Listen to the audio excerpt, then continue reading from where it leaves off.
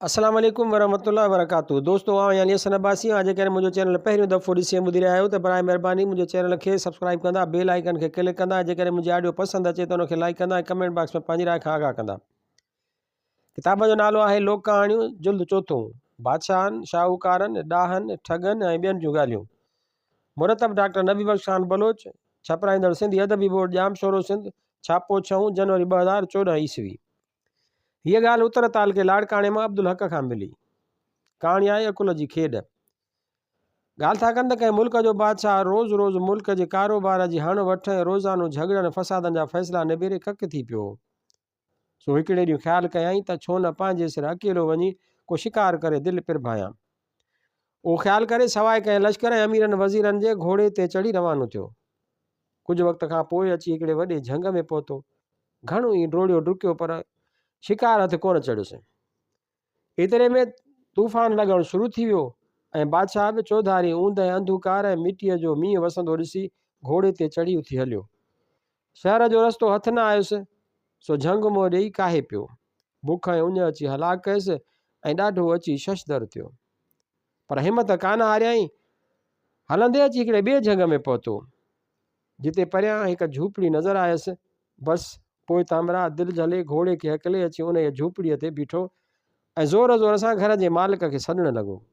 ॿुॼाणो आहे झूपड़ी कंहिं ग़रीब बकरार जी हुई। सो इहे सॾ ॿुधी जॾहिं लोढ़े जे ॿाहिरां आयो ऐं बादशाह ते नज़र पियसि तॾहिं हिन जी पोशाक घोड़े ऐं बादशाही हशमत खे ॾिसी सही कयईं त हिन मुल्क जो बादशाह आहे। पोइ यकदमि ग़रीब बकरार डोड़ी अची बादशाह जे घोड़े जी वाघ वरिती ऐं खेसि पंहिंजे झूपड़ीअ में अंदरि वठी आयो। हिन बकरार जी ज़ाल भली टुक जी रिली खणी खट ते विछाई ऐं हाल सारो बादशाह जे मानीअ जो बंदोबस्तु कयईं। बकरार छा कयो जो न कयईं हम न तम। हिकिड़ो छेलो कोई खले तयारु करे खणी आयो ऐं अची ज़ाल खे ॾिनई। जंहिं बि पंहिंजे ॼाते सारो ॿोड़ ऐं मानियूं तमामु ख़बरदारीअ सां तयारु करे हिकदमि बादशाह जे साम्हूं पेश कयूं। बादशाह बि उहो बुख खां बेहाल सो खाई रॼ थियो ऐं सॼे ॾींहं जे हल हलाए परेशानीअ खां जो थकिजी पियो सो मानी खाई वरी जो अखि पूरियईं त ख़बर ई कान रहियसि त महलात में कंहिं हिंदोरे में आहियां या ग़रीब जे झूपड़ीअ में। बकरार खे हिकु धीउ हुई जा ॾाढी सुहिणी हयादार ऐं चईवान हुई। बादशाह जेतिरो वक़्तु हिननि जे घर में हो उन छोकिरीअ जी फज़ीलत खेसि ॾाढी पसंदि आई हुई ऐं साॻिए वक़्तु संदसि सूंहं ऐं सोभिया पिणु बादशाह जे मन में आंध मांध मचाए ॾिनी हुई। बादशाह जी वाउणतुण बकरार ऐं हिन जी ज़ाल भांपे विया। तन बादशाह जे सुते पए पाण में सलाह कई त असीं मारू माण्हू आणियूं ऐं चाढ़ियूं पूरो अजो बि कोन अथऊं, पर जे क़िस्मत सां असांजी हिन मलूकड़ीअ ऐं सदा सुहिणी नींगर जो संग बादशाह सां जुड़ी पवे त ॾाढो चङो। ऐं कहिड़ी ख़बर त हिन जो लिखियो बि ईअं हुजे त जेकर हीअ अक फुलड़ी ढिंगरनि ढोइण जे कम खां बि छुटी पवे ऐं असांजा बि ही ॾोलावा लही वञनि। पर इहा ॻाल्हि बादशाह खे कीअं चवनि। तंहिं लाइ पियो सोचियाऊं त छा कजे। एतिरे में बादशाह थक भञी आराम करे निंड मां सुजाॻ थियो ऐं बकरार खां इजाज़त वठी घोड़े ते सवार थियो।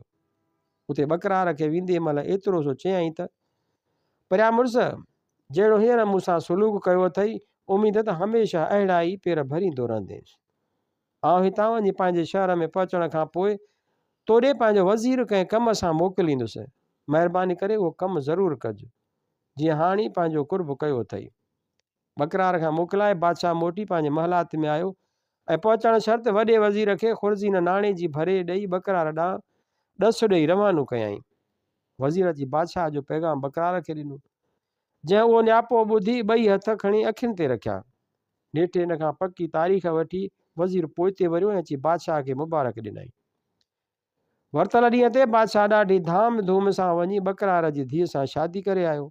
बादशाह हुन नई राणीअ सां अहिड़ो त ठही वियो जो कॾहिं कॾहिं त कचहरीअ में बि कोन वेंदो हो। हिकु राति बादशाह ऐं राणी मानी टिकी खाई वेठे पाण में ॻाल्हियूं ॿोलियूं कयूं। ओचितो राणीअ खे उघराई आई ऐं ज़ोर सां हिन जे वातां ॾकार निकिरी वई। अहिड़ीअ गुस्साखीअ ते बादशाह यकदमि टप ॾेई पलंग तां लही परे बीह रहियो। राणीअ बादशाह खे घणो ई लीलायो पर वरियो की न। राणी वेचारी ज़ारो ज़ार रोअण लॻी त ही कहिड़ो अंधेर थी वियो। बादशाह खे 8 ॾींहं गुज़री विया पर राणीअ ॾे मुंहं बि कोन कयईं। उनजे विच में राणीअ रोई रोई पंहिंजा हाल ई बुरा करे छॾिया। आख़िर बादशाह खे चवाए मोकिलियईं त मूंखे बिना कंहिं ॾोह जे अहिड़ी सख़्तु सज़ा न ॾे, मगर बादशाह अचण खां साफ़ इनकार कयो।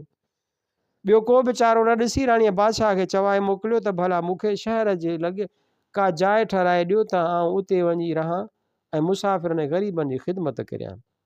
बादशाह खे शहर जे लॻे हिकिड़ो महल ठहिराए ॾिनो। राणी उन में रहंदी हुई ऐं संदन शहर में जेके मुसाफ़िर ईंदा हुआ तन खे मानी वग़ैरह खाराईंदी हुई ऐं पेई वाझाईंदी हुई त मन को माइटनि वटां वांगी वरे जंहिंसां वेही ॾुखोयल दिलि जा अहवाल ओरियां। वेचारीअ जो सॼो ॾींहुं ईअं उन्हनि सूरनि में गुज़री वेंदो ऐं वेठे आए वे फ़क़ीर फ़ुक़ीर जी ख़िदमत कंदी हुई। बादशाह वटि हिकु ग़रीब छोकिरो हूंदो जो कचहरीअ में माण्हुनि जी ख़िदमत कंदो। उन करे बादशाह खेसि ॾाढो भाईंदो हो। हिकिड़े ॾींहुं छोकिरो निंड में सुतो पियो त सुते पए खिलण लॻो। हू को ख़्वाबु ॾिसणु लॻो जंहिंमें ॾिठाई त चइनि बादशाहनि जूं धीअरूं परिणियूं आहियां ऐं पाणीअ जी घुर कई अथमि त चारई ॼणियूं पाणीअ जा वटा भरे तिरनि ते झलियो बीठियूं आहिनि। तॾहिं हिन खां खिल निकिरी वई। बादशाह हिन खे जाॻाए पुछियो त तूं कहिड़ी ॻाल्हि ते निंड में पियो खिली। छोकिरे दिलि में वीचार कयो त जेकॾहिं बादशाह सां सची ॻाल्हि कंदुसि त मतां नाराज़ थी पवे।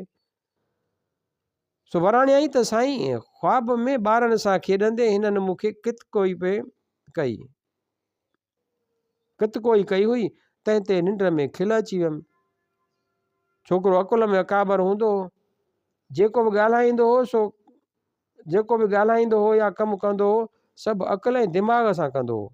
सो हिन जो उहो जवाबु बादशाह खे ॾाढो पसंदि आयो ऐं हिन जे अकुल खे शाबाश ॾिनई ऐं ॾींहों ॾींहुं मथसि वधीक महिरबानी थींदो वियो। राणी वीचारी सॼो ॾींहुं माउ ऐं पीउ जे यादगिरीअ में रोंदी रहंदी हुई। हिकु ॾींहुं हिन वटि के मुसाफ़िर आया जे हिन जे पीउ जे ॻोठ ॾे वञिणा हुआ। हिननि खे मानी खाराए चयईं त आउं तव्हांखे पंहिंजे पीउ लाइ सूखड़ी ॾींदसि, सा खयो वञिजो। जॾहिं ही रवाना थिया तॾहिं राणीअ छा कयो जो मिटीअ जी हिकु ॻोथरी भरे उनखे रुमाल वेढ़े उन्हनि मुसाफ़िरनि हथां माउ पीउ ॾे रवानी कयईं। मुसाफ़िरनि अमानत आणे राणीअ जे माउ खे ॾिनी, जंहिं चयनि त जॾहिं वापसि मोटो तॾहिं हितां बि सूखड़ी खणी वञिजो। राणीअ जी माउ गंढ खोले ॾिसे त ॻोथरीअ में मिटी भरी पई आहे। राणीअ जी माउ सम्झी वई त बादशाह राणीअ सां कंहिं ख़सीस ॻाल्हि ते कावड़ियो आहे। सो ॾाढो अरमान थियुसि। मुड़ुस सां ॻाल्हि कयईं, चयईंसि त तमामु सुठे में सुठो मेवो किथां पटे अचु जेको बादशाह जे मुल्क में न थींदो हुजे। बकरार हणी धुणी वञी परे खां किथां नए क़िस्म जो हिकिड़ो सुठो ऐं मिठो मेवो पटे खणी आयो। ॾींहं ॿिनि खां पोइ जॾहिं उहे मुसाफ़िर वापसि मोटिया तॾहिं उन बकरार जी ज़ाल उहो मेवो उन्हनि खे ॾेई चयो त अदा हीअ सूखड़ी असांजी धीअ खे महिरबानी करे पहुचाए ॾिजो। मुसाफ़िरनि उहो मेवो आणे राणीअ खे ॾिनो। जा वठी ॾाढी ख़ुशि थी। ख़्यालु कयईं त हाणे छा कजे। कुझु सोच वीचार बाद बादशाह वटि रहंदड़ छोकिरे खे पाण वटि घुरायईं ऐं खेसि सरबस्ती ॻाल्हि ॿुधायईं। छोकिरो त अॻु में ई सियाणो हो। तंहिं छा कयो जो मेवो वढे उनजो ॿिज पाण वटि रखियईं ऐं बाक़ी मेवो आणे बादशाह खे ॾिनई ऐं उनजी ॾाढी तारीफ़ कयईं त हीउ मेवो अव्हां लाइ परे खां घुरायो वियो आहे, सो खाओ। बादशाह जॾहिं उहो मेवो खाधो तॾहिं ॾाढो वणियुसि। नींगर खे चयईं त हिन जो ॿिज खपे, छो त अहिड़ो मेवो असां बि पंहिंजे बाग़ में पोखाईंदासूं। नींगर चयो त ॿिज त हाज़िर आहे पर हिन जे पोखाइण में तमामु घणी तकलीफ़ आहे। बादशाह चयुसि त कहिड़ी बि तकलीफ़ हूंदी तॾहिं बि उहो मेवो ज़रूरु पोखाइबो। नींगर चयो त साईं, हिन मेवे लाइ ज़मीन तमामु सुठी खपे। बादशाह चयुसि त जेका ज़मीन तोखे खपे सा कम में आण। नींगर सां वज़ीर हमेशह खौंसंदो रहंदो हो। सो वझ वठी नींगर वज़ीर जे घर जी जाइ मेवे पोखण लाइ चूंडी। बादशाह वज़ीर जी जाइ डराइण जो हुकुम ॾिनो। हुकुम जी देरि हुई, सॼी जाइ थले वांगुरु करे छॾियऊं। बादशाह छोकिरे खे चयो, अबा हाणे हीउ ॿिज जल्द पोखियो वञे। नींगर चयो त साईं, सुभाणे सुबुह जो सॼी बादशाहीअ में हुकुम थिए त हर ॿुढो तोड़े जवान अची हाज़िर थिए। सुबुह जो हुकुम जारी थी वियो ऐं केतिरा ई माण्हू अची उते हाज़िर थिया। तॾहिं छोकिरे सभिनी खे चयो त जंहिं बि सॼी उमिरि में ओघराई न ॾिनी हुजे ऐं पुठियां डकार न कढी हुजे ऐं पेटां ॾकार न कढी हुजे सो अची चुंगी हणे। सभई चवण लॻा त हीउ छोकिरो त कुझु चरियो थो ॾिसिजे, भला ॾकार कंहिंखां न निकिती हूंदी। उते वरी बादशाह ऐं वज़ीरनि खे साम्हूं थी चवणु लॻो त साईं अव्हां खां ज़रूरु कॾहिं ॾकार कान निकिती हूंदी। उन्हनि बि इनकार कयो। तंहिं ते छोकिरे चयो त भला घर जे भातियुनि खां पुछी अचो। तॾहिं राणियूं ऐं मलुकज़ादियूं खिलण लॻियूं ऐं चयूं त अॼु बादशाह शराब पीतो आहे छा, जो अहिड़ियूं ऊंधियूं ॻाल्हियूं पियो पुछे। बादशाह हुजे या को ॿियो साह वारो, पर पेटां ॾकार त सभु कंहिंखे निकिरंदी आहे।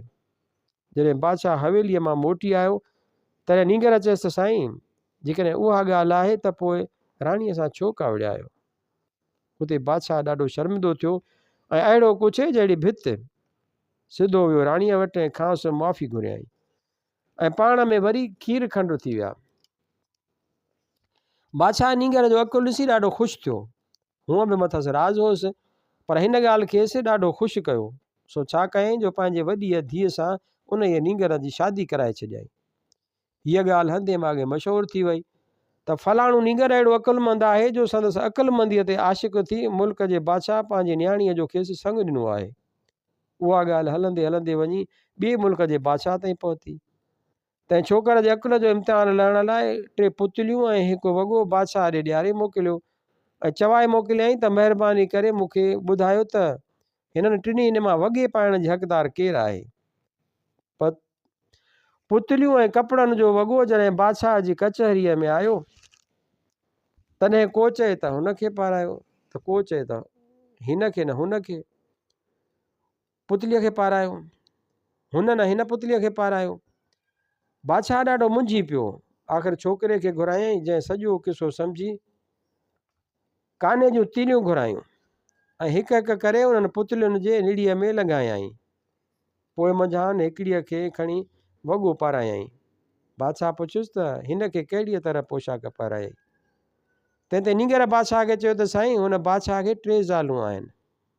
जेका पहिरीं आहे सा त अहिड़ी आहे जो बादशाह जे मुंहां जेका बि ॻाल्हि ॿुधे सा ॻाल्हि 1 मिंट बि नथी तरसाए ऐं बीठे बीठे वाह वाह करे थी छॾे। तंहिंखे निड़ीअ ताईं तीली वई। ॿी कुझु वक़्तु ॻाल्हि खे मिड़ेई तरसाईंदी आहे। बाक़ी हीअ 3 अहिड़ी इंसान आहे जंहिंखे बादशाह जूं कई ॻाल्हियूं पेट में आहिनि, पर हिकु बि कंहिंसां ज़ाहिर कान कई अथसि ऐं वफ़ादार बि उहा ई अथसि। उन करे वॻे जी हक़दार बि उहा ई आहे। तॾहिं चौधारी वाह वाह थी वई। उन बादशाह खे उहा सॼी ख़बर मिली तॾहिं हिकदमि चवराए मोकिलियईं त मूं बि उन नींगर खे धीअ जो संग ॾिनो। नींगर उतां बि धाम धूम सां शादी करे आयो। उहा सारा मुल्का मुल्क पखिड़िजी वई। तंहिं ते वरी ॿिए बि हिकिड़े बादशाह उठनि जो गलो ॾियारे मोकिलियो त ही उठ भराए मोकिलियो। उठ आया त बादशाह वरी बि अची परेशान थियो ऐं उहा ॻाल्हि सम्झ में ई न पई अचेसि त आख़िर उहे छाजा भरे मोकिलजनि। वज़ीर खां पुछियईं, ॿियनि अमीरनि ऐं कचहरीअ में ईंदड़ ॼाणू माण्हुनि सां सलाह कयईं, पर अमीर वज़ीर बि सभु मुंझी बीह रहिया। नेठि वरी बि नींगर खे घुरायो वियो। इन समूरी ॻाल्हि ॿुधी चयो त साईं हू बि बादशाह आहे ऐं खेसि कंहिं बि चीज़ जी घुर्ज कान्हे, मगर हू शहर में मस्जिद जोड़ाए रहियो आहे जंहिं लाइ खेसि खथूरीअ जी ज़रूरत आहे। भांइजे थो त संदसि मुल्क में खथूरीअ जो ख़ज़ानो कोन्हे। अवां बिना कंहिं वीचार जे खथूरीअ जा उठ भराए मोकिलियो। जॾहिं खथूरीअ जा भरियल उठ बादशाह वटि पहुता तॾहिं तमामु ख़ुशि थियो ऐं यकदमि काफ़िले वारनि खां पुछियईं त हीअ अकुलु कंहिं हलायो। उन्हनि जवाबु ॾिनो, जिंदा क़िबला हीउ समूरो अकुलु न नींगर जो आहे, जंहिंजी सलाह सां हीअ उठ खथूरीअ सां भरिजी मिलिया अथऊं। बादशाह उहा ॻाल्हि ॿुधी उन अकुलमंद छोकिरे ते राज़ी थियो ऐं ख़ुशीअ में भरिजी वज़ीर खे हुकुम कयईं त तूं हिकदमि उन बादशाह जे मुल्क ॾांहुं वञी खेसि इतला ॾे त उन छोकिरे खे मूं बि पंहिंजी शहज़ादीअ जो संग ॾिनो आहे। आख़िर अहिड़ीअ तरह हीउ छोकिरो 4थे बादशाह जी बि धीउ परिणियो। हिकु ॾींहुं नींगर खे उञ लॻी। हकल कयईं त पाणी ॾियो। तंहिं ते 4 राणियूं पाणीअ जा वटा भरे तरियुनि ते रखी अची अॻियां बीठसि। उहो रंग ॾिसी पाण पंहिंजे वॾे सहुरे ऐं बादशाह खे इतला ॾेई घुरायईं ऐं खेसि समूरो निज़ारो ॾेखारे चयईं त साईं अव्हांखे यादि हूंदो त हिकु दफ़े मूं निंड में खिलियो हो, जंहिं ते अव्हां पुछियो हो त छा ते खिलियो हुई। मूं तंहिं वक़्तु ख़्वाबु ॾिठो हो, जंहिंमें ॾिठो हुउमि त चइनि बादशाहनि जूं धीअरूं परिणियो आहियां। पाणीअ जी घुर कई अथमि त चारई वटा भरे अचे बीठियूं आहिनि। तंहिं ते खिल अची वई हुयमि। जेकॾहिं उन वक़्तु तव्हांखे सची ॻाल्हि ॿुधायां त तव्हां नाराज़ थियो आहे। तंहिं करे नटाए ॿियो हिकु किसो अव्हांखे ॿुधायो हुउमि। हींअर उहा ख़्वाब जी ॻाल्हि सची थी आहे। हाणे अव्हीं ॿुधायो त कंहिंखां पाणी वठां। बादशाह दिलि में चयो त जे पंहिंजी धीअ जे नाले चवंदुसि त ॿियूं ॾुख कंदियूं, ऐं जे ॿीअ कंहिं लाइ चवंदुसि त वरी धीअ ॾुख कंदी। सो कुझु ख़्यालु करे नीगर खे चयईं त जंहिंखां खपई तंहिंखां वठी पीउ।